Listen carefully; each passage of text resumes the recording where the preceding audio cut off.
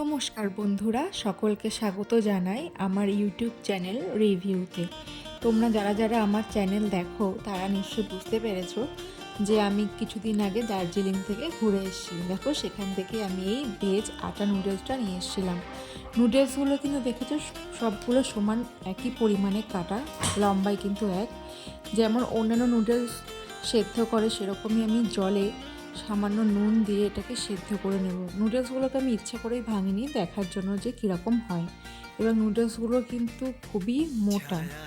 এবার দেখো, নুডলসগুলো আমি সিদ্ধ করতে বসিয়ে দিয়েছি। আজকে আমি ঘরোয়াভাবেই বানাবো, করে দেখবো কেমন লাগে। ওরা কিন্তু এটাকে প্রচুর পরিমাণ সস দিয়ে করে, আমি কিন্তু সেটা করব না।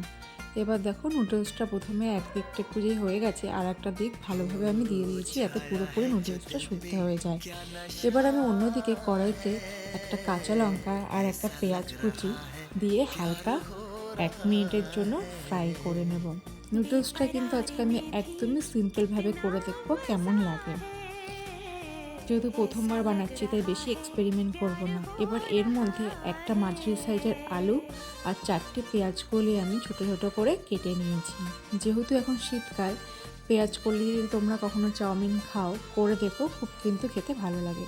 তোমরা চাইলে এর ভেতর ডিমও অ্যাড করতে পারো, কিন্তু আজকে আমি কোনো রকম ডিম অ্যাড করিনি। এবার দেখো, এটাতে সামান্য পরিমাণে একটু নুন দিয়ে আমি এটাকে ভালোভাবে ভেজে নেব। আর ওদিকে দেখো, নুডলসটা কিন্তু প্রায় সেদ্ধ হয়ে গেছে এবং আমি কিন্তু এটাকে জল ঝরিয়ে রেখে দিয়েছি। নুডলসটা কিন্তু পুরো 10 মিনিট লেগেছে সিদ্ধ হতে, এবং বলতে গেলে যেরকম 10 মিনিট লাগবে গলে যায়, এটা কিন্তু দেখো গলেনি, এখনও যথেষ্ট শক্ত আছে। এবার দেখো, একটা মাঝারি সাইজের টমেটো আমি দিয়ে দিয়েছি এর ভেতরে। টমেটোটা আমার দেওয়ার ইচ্ছা ছিল না, যাতে নুডলসটা সিটা না হয়ে যায়, যাতে ময়েশ্চারটা ধরে রাখতে পারে, তার জন্য আমি টমেটোটা দিয়েছি। এবার এর মধ্যে আমি নুডলসটাও অ্যাড করে দেব। এবার আমি সমস্ত কিছু ভালোভাবে মিশিয়ে নেব।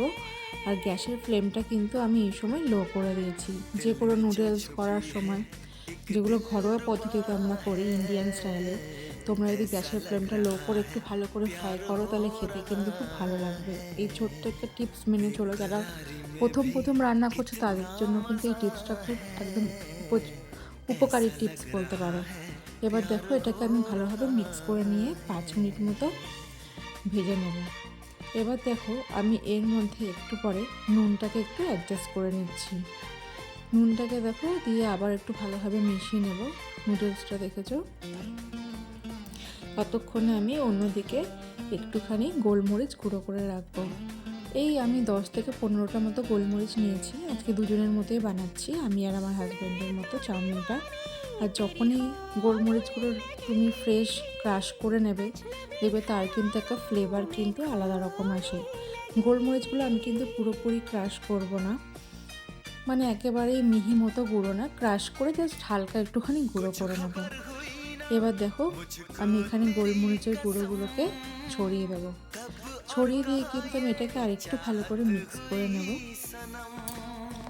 তোমরা যেরকম ঝাল খাবে সেই পরিমাণের গোলমরিচগুলো দেবে।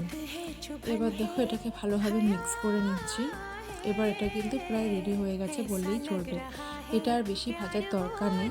এটাকে আমি 2 থেকে 3 মিনিট ভালোভাবে মিক্স করে নেব। নুডলসগুলোও কিন্তু ভালো ফ্রাই হয়ে গেছে, এবং এই নুডলসে কিন্তু আমি কোনো কালার অ্যাড করিনি, কারণ নুডলসে অলরেডি কালার অ্যাড করাই ছিল।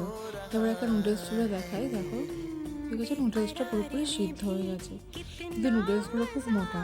চলো এবার এই নুডলসগুলোকে সার্ভ করে নিই। তারপর সার্ভ করে নিয়ে দেখি যে আমার হাজব্যান্ডকে ডাকি যে ও খেয়ে কী বলে। দেখো, হাজব্যান্ডকে দেবো তো, তাই একটু উপর থেকে একটু সসটা দিয়ে লাভ শেপ করে নিয়েছি। এবার ডাকি হাজব্যান্ডকে। এই যে কষ্ট করে বানালাম, যে কি মোটা দেখেছো, এই খেয়ে খেয়ে মনে হয় মানুষ ওখানে পাতলা থাকে, চেপাতে চেপাতে হজম করতে করতে পাতলা হয়ে যায়। হয়েছে ভালো।